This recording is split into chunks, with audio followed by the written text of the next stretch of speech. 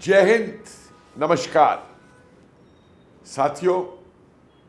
वो वीरांगनाएं भारत की आज इस श्रृंखला में मैं एक और ऐतिहासिक चरित्र को आपके सामने ला रहा हूं। आजाद हिंद फौज की रानी झांसी रेजिमेंट की एक और वीरांगना लेफ्टिनेंट मौमिता गुप्ता। लेफ्टिनेंट मौमिता गुप्ता जो बाद में लेफ्टिनेंट मौमिता मेहता हो गई 1947 में युद्ध के बाद, जब उन्होंने बीसी मेहता जी से, जो कि एक और नेताजी के बहुत साथी रहे थे, जिन्होंने नेताजी को तमाम बर्मा के अंदर बॉर्डर के ऊपर अपनी गाड़ी में जापानी जनरल और नेताजी को साथ साथ सब जगह लेकर के गए थे, उनसे इनका विवाह हो गया था। मौमिता जी का जन्म बर्मा में 17 दिसंबर 1926 में हुआ था और अपनी दादी से प्रभावित होकर इन्होंने आजाद हिंद फौज में शामिल होने की बात सोची थी और रानी झांसी रेजिमेंट में शामिल होने के लिए ये रंगून पहुंच गई थी। क्या अवस्था रही होगी उस समय, समझिए 17 साल। और यहां पे उन्होंने जो प्रशिक्षण लिया, उस प्रशिक्षण में इन्होंने एक वायरलेस ऑपरेटर के तौर पर महारत हासिल की और उसके बाद में ये जब युद्ध प्रारंभ होता है तो कई युद्ध क्षेत्रों के अंदर इन्होंने आज़ाद हिंद फौज का जो वायरलेस था उसके साथ इन्होंने उसको संभाला, उस स्टेशन को, और गुप्त संदेश वायरलेस के माध्यम से भेजा करती थी। मैं ये कहूँगा, वास्तव में मैं प्रोफेसर प्रियदर्शी मुखर्जी का बहुत बहुत धन्यवाद दूंगा कि जब ये जीवित थी उन्होंने इनका बाकायदा इंटरव्यू लिया और अपनी पुस्तक में भी उसको छापा। और उसी साक्षात्कार के दौरान जो कुछ बातें उन्होंने महत्वपूर्ण कही उनकी पुस्तक से, वो मैं आपके सामने रखना चाहता हूँ। उन्होंने कहा कि एक बार जब हम चिंगचांग पैलेस में कैप्टन प्रतिमा सेन के साथ प्रसारण कर रहे थे, ये बर्मा फ्रंट की बात है, तो अचानक नेताजी वहां आ गए। जी हाँ, नेताजी सुभाष चंद्र बोस वहां आ गए और वो प्रसारण जहाँ से हो रहा था उस कमरे में खुद आ गए। तो ये लोग बाहर चली गई।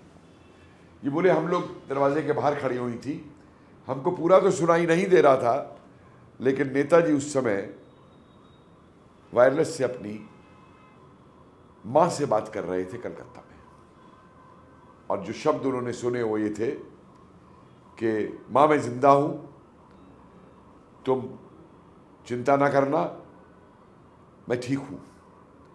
और उसके बाद उन्होंने देखा कि नेताजी जब बाहर आए तो बहुत भावुक थे,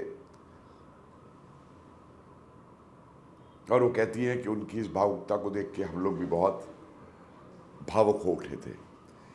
एक ऐसे ही दूसरे प्रशासन का उन्होंने जिक्र किया है जो नेताजी ने उसी प्रसारण कमरे से आकर के ये प्रसारण किया था चर्चिल के नाम, हाँ, अंग्रेजी प्राइम मिनिस्टर चर्चिल के नाम। और मैं उस प्रसारण को आपको पढ़ के सुनाना चाहता हूँ, जो कि मौमिता गुप्ता जी ने बताया कि क्या प्रसारण था। नेताजी ने बोला, मिस्टर चर्चिल, तुम क्या चाहते हो? भारतीय सेना जीते या हारे, लड़ाई अभी भी बाकी है। मैं इस तरह से जीतना चाहता हूं कि भारत को आज़ादी मिल जाए। एक बार जब तुम भारत छोड़ दोगे मेरे प्रिय चर्चिल, तो तुम्हें दक्षिण पूर्वी एशिया में सारे उपनिवेशों को भी छोड़ना होगा।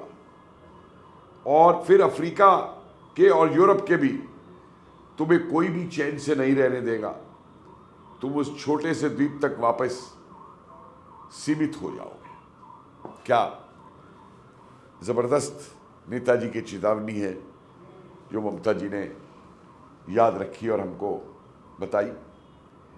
एक और घटना वो बताती है कि इनके पति जब नेताजी को लेकर के गाड़ी से बर्मा के युद्ध क्षेत्रों में जा रहे थे तो नेताजी को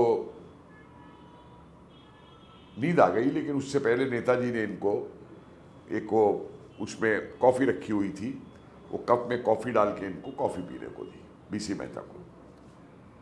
तो बीसी मेहता ने जब देखा कि नेताजी की आंख बंद हो गई है तो उन्होंने चुपचाप उस कॉफ़ी को दरवाजे के बाहर उड़ेल दिया, कॉफ़ी नहीं पी और फिर उस फ्लास्क को बंद कर दिया। तो इनकी पत्नी ने पूछा कि नेताजी ने तुमको, यानी ममता ने, कि कॉफ़ी पीने को दी और तुमने कॉफ़ी नहीं पी, क्यों नहीं पी?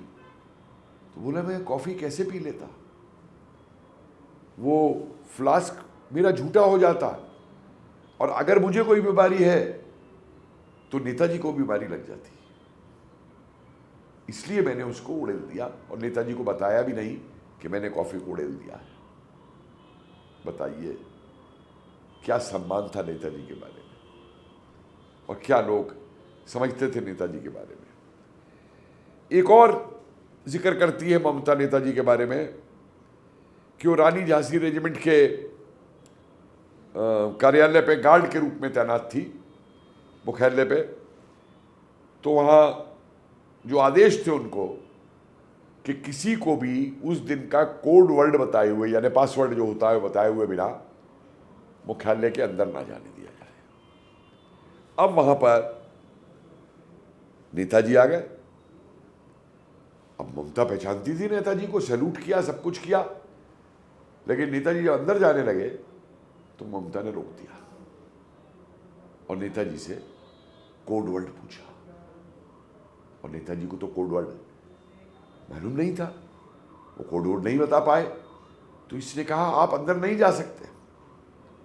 और उसके बाद अंदर खबर भेजी गई, फिर अंदर से आई और जब ये आई कि नहीं अनुमति दे दी जाए आने की, तो वो अंदर आए। जानकी थेवर थी उस समय कमांडेंट वहाँ पे, ये बर्मा की बात है। लेकिन वो बताती हैं कि मैं अंदर से तो काँप रही थी कि मैं नेताजी को रोक रही हूँ, और बाद में मैंने कहा भी कि नेताजी मेरे को तो जो आदेश थे मैंने उस आदेश का पालन किया है। और बोली उस पर नेताजी मुस्कुरा करके उनकी पीठ ठोकी थी। इसी तरीके की कई घटनाओं की चर्चा उस समय की इन्होंने की है।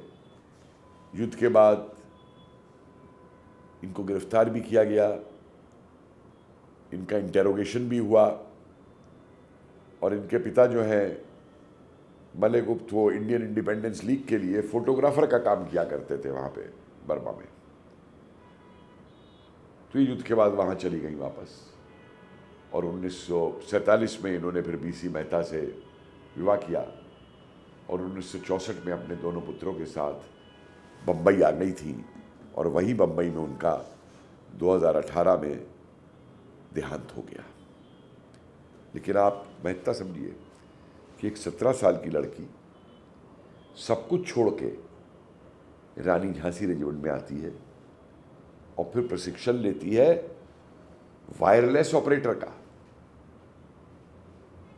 और एक वायरलेस ऑपरेटर का काम युद्ध के दौरान मोर्चों पे करती है, और फिर एक ऐसे परिवार में विवाह करती है जो कि एक राष्ट्रवादी परिवार रहा, जिस परिवार का लड़का जिससे इन्होंने शादी की और उसकी दोनों बहनें भी रानी झांसी रेजिमेंट के अंदर मौजूद थी, रमा मेहता और नीलम मेहता। और इनकी जो सास थी लीलावती मेहता, वो भी रानी झांसी रेजिमेंट के अंदर लेफ्टिनेंट के पद पे थी। लेकिन अफसोस यही है, और मुझे एक बात का बड़ा अफसोस रहेगा कि मेरी 1993 में बंबई में इनसे मुलाकात हुई थी, लेकिन ना तो इन्होंने मुझे ये बताया कि रानी झांसी रेजिमेंट में रही थी, और ना ही मैंने पूछा, क्योंकि एक बड़ा व्यक्तिगत सवाल हो जाता है कि आप कौन हैं, क्या हैं। लेकिन काफी घंटों तक उस दिन मैं बंबई में इनके साथ बंबई देखता रहा था। साथियों, ऐसी वीरांगनाओं के बारे में याद करना, उनसे प्रेरणा लेना, ये हमारी आज की युवा पीढ़ी के लिए बहुत आवश्यक है। और खास तौर से आज जब हम स्त्री शक्ति की बात करते हैं, तो उस समय जो नेताजी ने बात कही थी कि जब तक भारत की युवतियां उठ करके संग्राम में आगे नहीं आएंगी, भारत की आज़ादी कठिन होगी। इस रानी झांसी रेजिमेंट का जो योगदान है, वो केवल इतना ही नहीं है कि एक स्त्रियों की सेना बना दी, लेकिन उस सेना ने क्या किया, कैसे जीवन बिताया कैंपों में, कैसे युद्ध में जीवन बिताया, क्या क्या बलिदान दिए उन्होंने देश के लिए, और उन रानियों के साथ बाद में क्या सलूक किया गया हमारी उन सरकारों द्वारा 47 के बाद, ये भी जानना बहुत जरूरी है। तो एक बार फिर मैं लेफ्टिनेंट ममता गुप्ता मेहता जी को जय हिंद